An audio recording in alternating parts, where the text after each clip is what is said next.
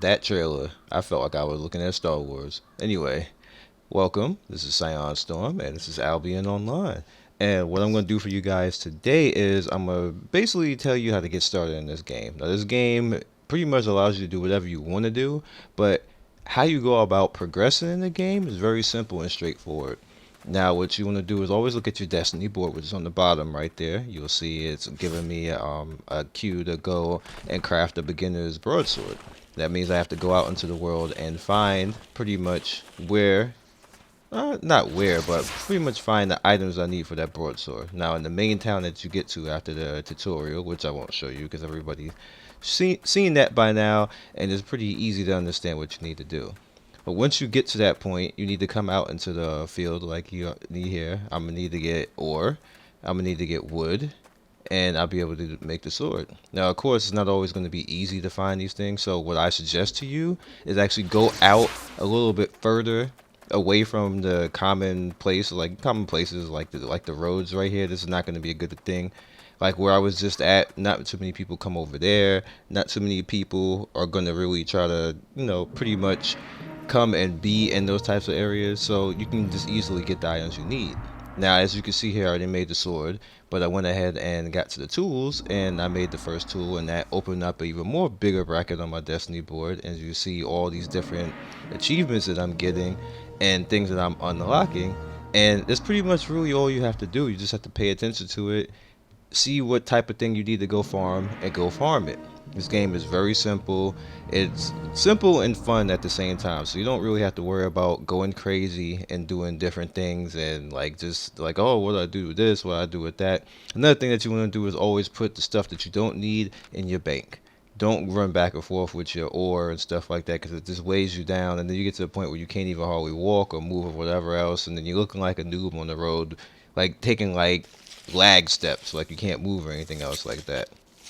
So next thing I want to suggest to you is always kill whatever is in your way. Even if you don't really need it, just kill it. Because what happens is you need a lot of fame in this game and a lot of different things to actually make items and achievements. So once you do that, you can unlock things a whole lot faster. So always kill anything that comes in your way. Now, next up is what type of gear you're going to make. Like you see the gear that I made right now. I'm going to make a whole bunch of novice gear.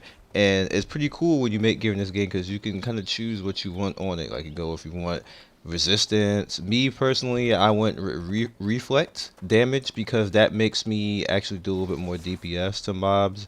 And early in the game, like it's not really about the like how much damage you could take or whatever else like this. I just want to kill stuff.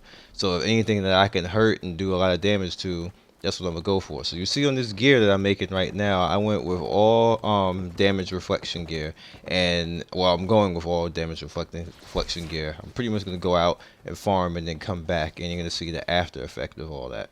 So you also see that I just have quests now, because before we really didn't have quests in this game, and I was like, we need some type of quest, like just something to do.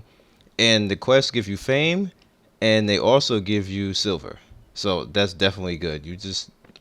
There's always like you just need that, and you also get these little token items which you can use to actually buy gear out in the field, like the gear that they have on. Once you get enough of them, you can start buying like their helmets and the shoulders and all that types of stuff, and it looks pretty cool.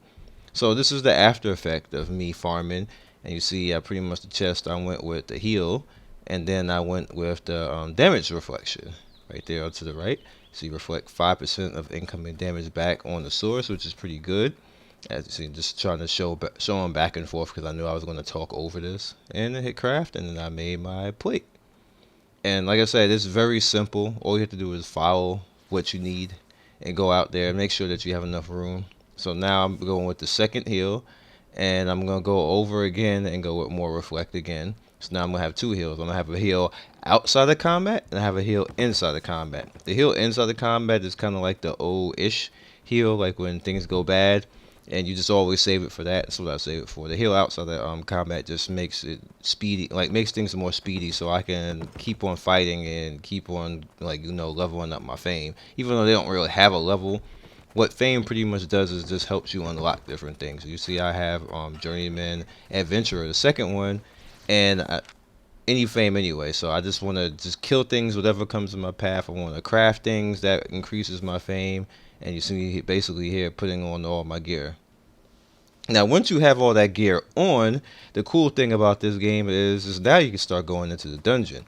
And you see me running around here in the dungeon now. Now, hopefully, when you get into the dungeon, there's going to actually be enemies in here. There was somebody ahead of me who I guess he was OP. And I think the reason why he was OP is because when you kill bosses in these dungeons, they drop a lot of silver. I found that on 2p.com. And pretty much, for what I've seen, there were people just running in and out of here just trying to kill the boss, and the boss drops between 2 to 5,000 silver depending on how long he's been alive. So people were just coming in here, you know, just farming. Like, I could have waited and waited for the boss to come and kill him, but I didn't feel like doing that. But it's nice to look at the dungeon, and just a heads up for you guys, when you start to get to the point where you got all your gear, just go into the dungeons and just come after the boss and then wipe them out, and just keep doing that over and over again, and you can pretty much amass a lot of silver. So that's all I got for you guys. I just wanted to show you the game and show you how it is. As an ARPG with a lot of sandbox in it, it has a lot of potential. I wish it had a lot more ARPG and it just even out a little bit more, a little bit more action going on in it. If it had a little bit more action, man, this game would be something else. If it maybe some Diablo, Path of Exile type action, this would be just awesome, seriously awesome. I like the trade skill stuff, how simple it is and how fun everything is. And if they get the action down, this is gonna be a good one out there. So definitely get in there. I hope this stuff helped you and you guys be legendary. I will see you next video. Peace. One love. Thanks for watching another video by me, Scion Storm. If you like what you see here, please by all means like, subscribe, share with all your friends. It really helps me out, and I appreciate everybody who stops by. One love and be legendary. Peace.